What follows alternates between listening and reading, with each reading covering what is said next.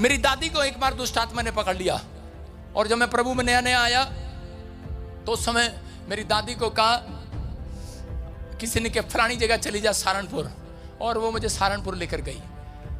और वो बड़ी गुस्से वाली थी, उसे मतलब कम ही बात किया जाती थी वो, क्योंकि पूरे घराने में राजपाट उसी का चलता था। तो वो मुझे बोलती थी लेके जा रहा है, कान ना खाइयो ना बोलियो, चुप रहियो, अपने यीशु के बारे में बिल्कुल ना बोलियो। मैंने कहा ठीक है।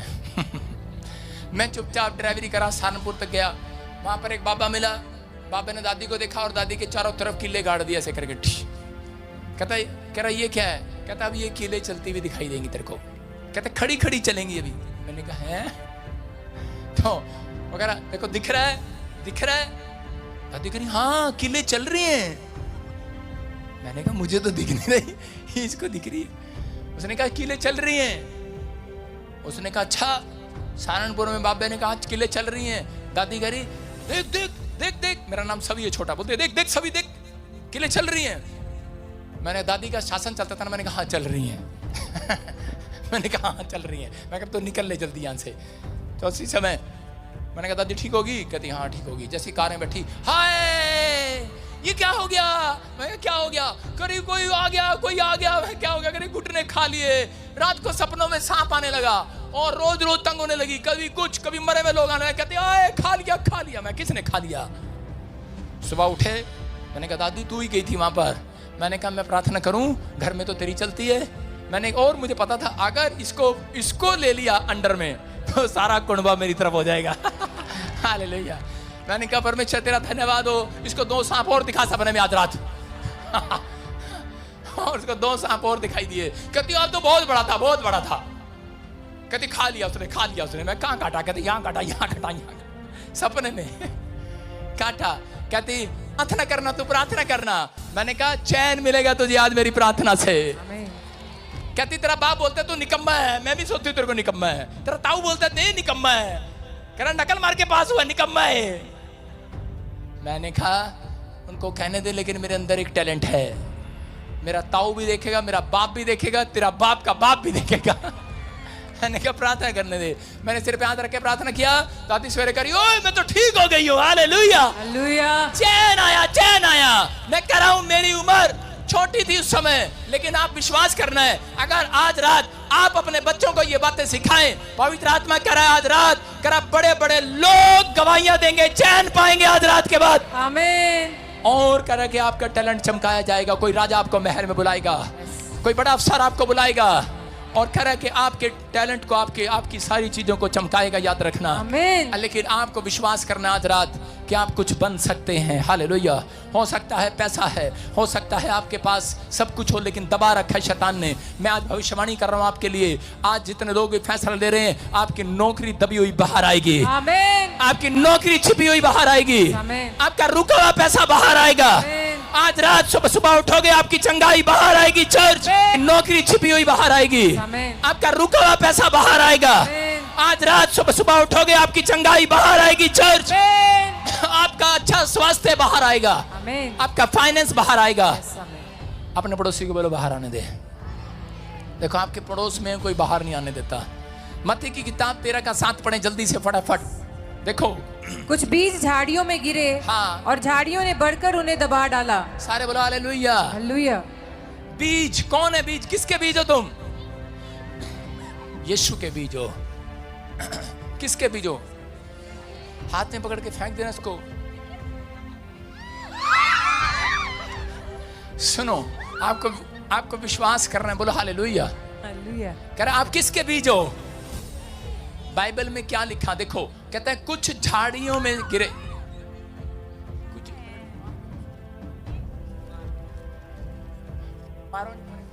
बंद कर ले,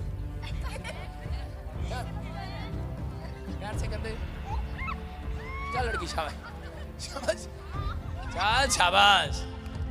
चलो डड्डू लेके चली गई। हाँ सुनो अब उसने कह रहा कि कुछ झाड़ियों में गिरे। इधर देखो मेरी तरफ।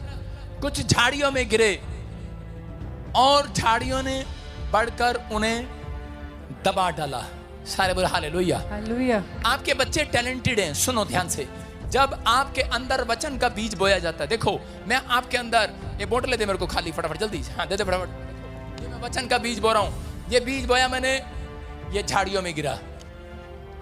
ये बीज बोया मैंने, ये उपजाऊ भूमि में गिरा। सुन रहे हो? कौन सा फलवंत होगा? ये वाला। इसका मतलब कह रहा जब झाड़ियों में बीज बोया गया तो उसी समय वो बीज के अंदर इच्छा तो थी कि आपके अंदर गिरा और आप फलवंत हों। आप अंदर आपके फलवंत होने की इच्छा है, लेकिन जब वो बाहर आ रहा था तो उसी समय बाइबल बोलती है शैतान उन लोगों के ऊपर जो वचन सुनते हैं, सुनना ध्यान से, उन लोगों को 3 तरीके से अटैक करता है। पहला अटैक कहता है कि आपको धोखा देगा। सारे बोलो हालेलुया। हालेलुया। दूसरा चिंताएं भेजेगा आपके ऊपर। तीसरा सांसारिक चीजों की अभिलाषा करेगा। जब आप उठने लगोगे, आपके अंदर आप आराधना करने लगोगे, आपको चिंता डालेगा, कहेगा ओहो बहुत जरूरी मैसेज है, फोन कर ले अपने दोस्त को, फोन कर ले अपने दोस्त को, फोन कर ले, मैसेज कर ले।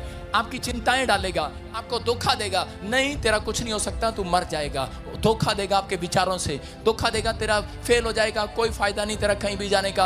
आप धोखे में आ जाएंगे, आप दब जाएंगे और वो झाड़ियां आपको दबाने की कोशिश करेंगी। संसार की चीजों की अभिलाषा, कहते हैं आपको ये नहीं मिला, नौकरी नहीं मिली अब तक, अब भी चढ़ जा रहा, लोगों से ताने डलवाएगा, वो आपको दबाने की कोशिश करेगा। क्या मिला? 3 बार ले हैंड प्रे कराया, अरे क्या मिला तेरे को, अनॉइंटिंग वाटर ऑयल लगाया, आपके साथ कोशिश करेगा। 3 तरीके से अटैक करता है। चिंताएं डालेगा, धोखा देगा मन में, संसारिक चीजों की अभिलाषाएं डालेगा, ये भी लेना है, वो भी लेना है, हर चीज आपकी जब डिमांड पूरी नहीं होगी तो आपके ऊपर अटैक करेगा। कहता है कि दबा लिया। देखो फिर से पढ़ो, देखो क्या लिखा कि झाड़ी ने उसको करके दबा डाला, दबा डाला, दबा डाला। इसका मतलब कोई है आपके बीच में, जब आप चर्च आने की कोशिश करते हैं, जब आप प्रार्थना करने की कोशिश करते हैं, आपका मन आपको दबा देता है, आपके विचार आपको दबा देते हैं। मैं कह रहा हूं जितने वचन को सुनकर जा रहे हैं आज, मैं कह रहा हूं दबे नहीं रहेंगे, आपका कुछ छिपा हुआ बाहर आएगा आज, बाहर आएगा। कहता है विश्वासी वो है, कह रहा है कि जो कहता है कि सुनता है और उसके बाद अपने आप को दबाता नहीं है। वो बोलता है कि नहीं नहीं। जब मैं पहली बार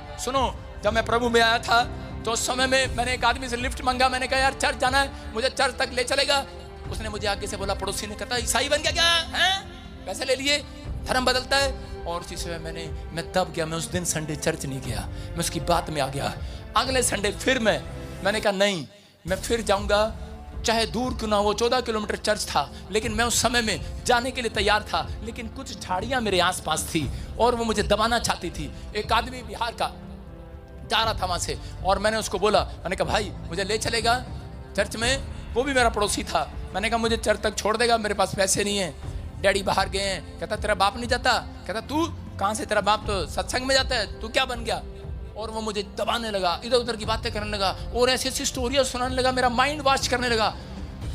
कहता क्या मिला, ये वो, मैं वहां गया था, ये मिला मेरे साथ, वहां चल, मैं भी वहां जा रहा हूं। लेकिन उसी समय वो मुझे दबा रहा था, लेकिन मैं दबा नहीं। लेकिन उसने मुझे माँ बहन की गालियां देनी शुरू कर दी। उसने माँ की गाली दी, बहन की गाली दी, पता नहीं किस किस की गालियां दे रहा था। मैंने कहा बस कर यार, मैंने कहा बहुत हो गया, अब अगर मैं दबा रहा ना अब तो मुश्किल हो जाएगा। मैंने कहा बस कर, लेकिन वो दे ही जा रहा था। कहता क्या कर देगा तेरा यीशु, क्या कर देगा तेरा यीशु?